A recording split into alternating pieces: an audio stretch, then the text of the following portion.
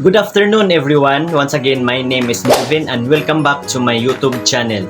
May isang ula na naman akong in-applyan guys na ang daming pasikot-sikot. Pero in the end, hindi ko rin naman itinuloy. Akala nila maiisahan nila ako. Hindi na no? At yan ang ibabahagi ko sa inyo ngayon for today's video. Kaya sundan nyo lang po ang videong ito at alamin kung bakit hindi ko po itinuloy. Bago ko po kasi simulan, kung bago ka pa lang po sa aking YouTube channel at sa mga di pa nakasubscribe, pakiclick mo na yung subscribe button na nasa baba and hit the bell button para ma-notify po kayo kung may bago na naman akong i-upload na mga reviews tungkol po sa aking mga in-applyang online lending app. So let's start! Ito panoorin nyo.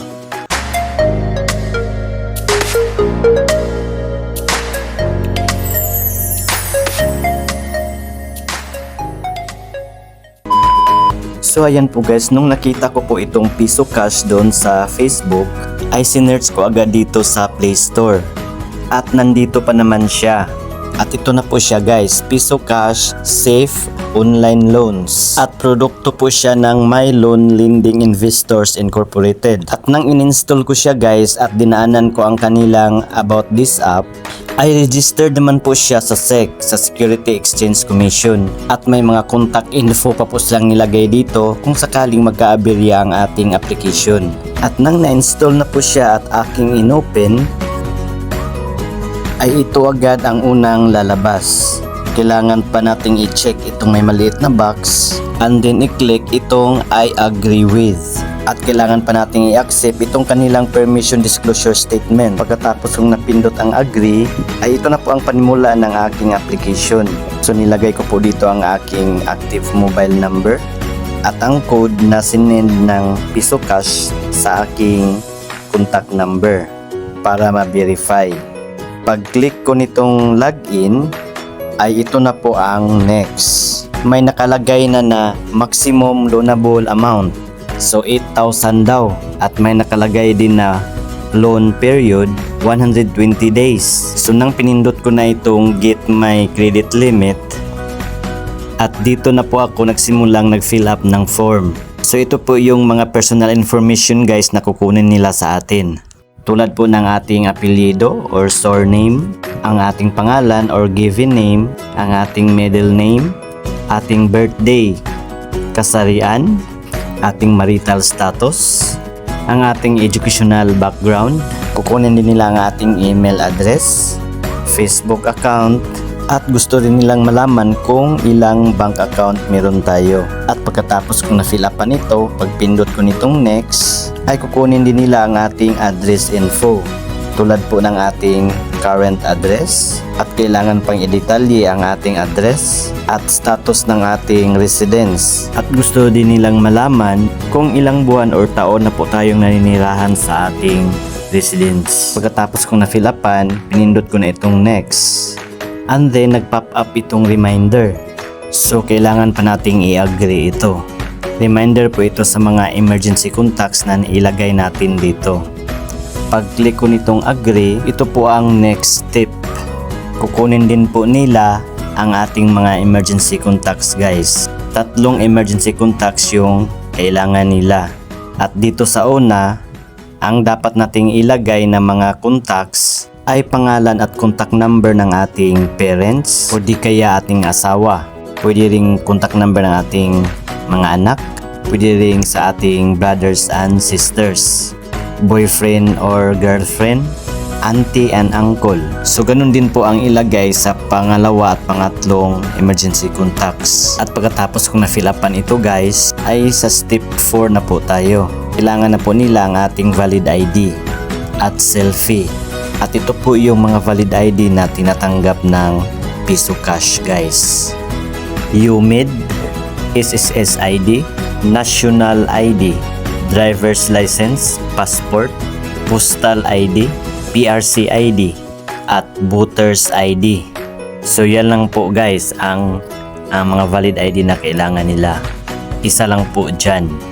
May PhilHealth pa pala guys at TIN ID. So ang pinili ko po dito guys ay driver's license.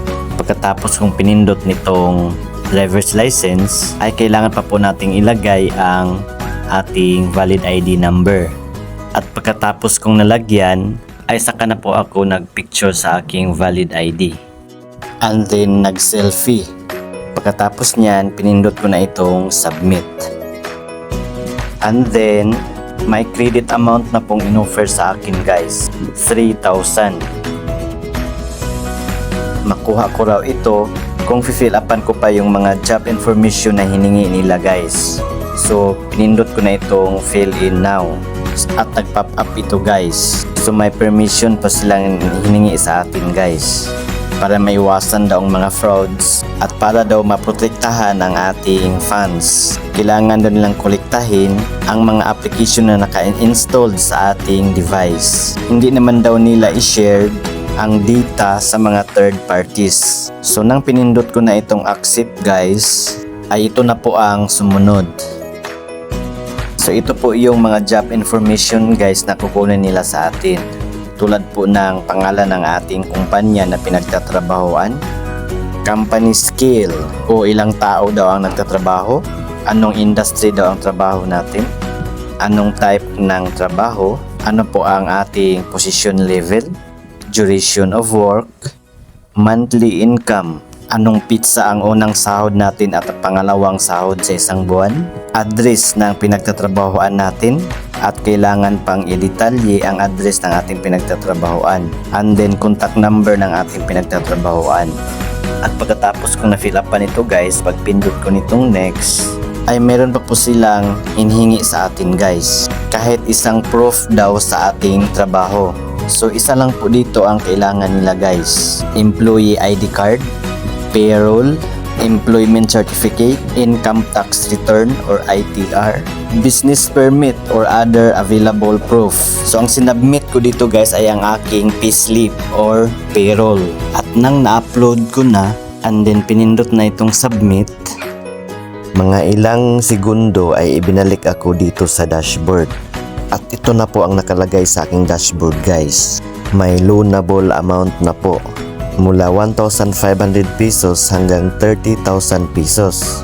At ang loan period na nakalagay guys ay 150 days or 180 days. At ang daily interest na nakalagay guys ay as low as 0.05%. So paalala lang po guys, huwag agad tayong maniwala sa mga ganitong sistema guys. Basahing mabuti or tingnan mabuti ang mga loan agreement nila. Kasi karamihan sa mga cash loan app na naglalabasan ngayon ay nililito lang tayo or nililigaw lang tayo sa kanilang sistema. Katulad nito, pag pindot ko nitong apply loan, ito po yung result. So may SMS permission disclosure na naman tayo na kailangan natin i-agree. At pag pindot ko nitong I agree with, ay ito na po siya guys.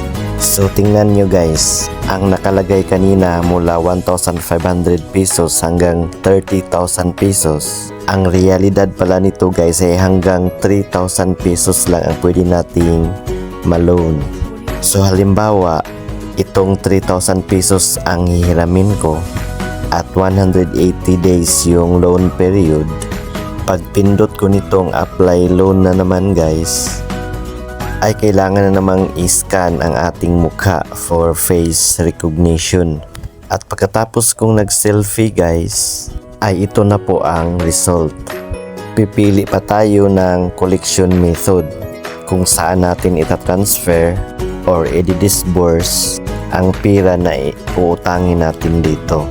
At may mga service fee pang nakalagay dito sa gilid na i-deduct sa ating niloan kung sakaling itatransfer na natin, at may used purpose pa dito sa baba. At ang pinili kong collection method dito guys ay e-wallets. At ang pinili kong e-wallet ay PayMaya or Maya. At pagkatapos kong lagyan ng aking Maya number at pagpindot ko nitong submit, ay ito na po ang result. At ayan po, and then pinindot ko itong next, check loan details. At dito na guys, dito na magkaalaman Ito na po ang loan details guys ng Piso Cash. Ito na po ang aking credit amount, 3,000 pesos. At ang loan period na nakalagay ay 150 days. Ito na po ang dahilan kung bakit hindi ko itinuloy guys. Dahil sa 3,000 pesos na uutangin ko, ang marireceive ko na lang ay 2,165 dahil sa service fee na dinidak. Napakalaki po ng service fee guys. Tingnan nyo guys, ito na po yung covered sa service fee. Itong mga may nakalagay dito na credit assessment fee, 210 pesos. Platform management fee, 360 pesos. Payment expenses, 240 pesos. At kasama na pala dito yung transfer fee, yung sa mga bank account or e-wallets, 25 pesos. So yan po ang covered ng service fee guys, halagang 835 pesos na idididak sa ating credit amount na 3,000 pesos. At may dagdag pa na interest guys, 308 pesos. At ang mababayaran na natin lahat ay 3,308 pesos na.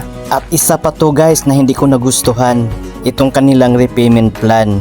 Pabayaran lamang natin ito sa dalawang schedule lang po guys. At ang first schedule ng aking repayment guys, dahil nag-apply ako July 6, ang first due date ko guys ay July 12. At kailangan within 6 days ay mababayaran ko na itong 3,208 pesos. At sa second schedule ko guys sa aking repayment, ang due date ko nito ay December 2 pa. At 100 pesos na lang ang aking babayaran yan. Tama nga naman, 150 days yung loan period. From July to December is 5 months po yun. Equivalent ng 150 days. Pero within 6 days ay parang na fully paid na natin yan. Grabe, isang kalokohan na naman ang cash loan app na ito. Kaya tingnan po talaga natin yung repayment plan nila guys kung tayo'y mag-a-apply ng mga online lending app.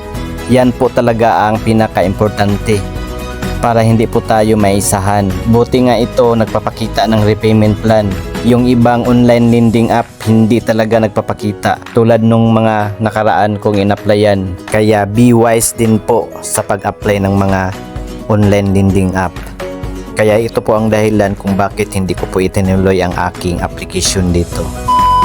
And that's all for today guys. Don't forget to subscribe for more reviews sa mga in-applyan kong online lending app.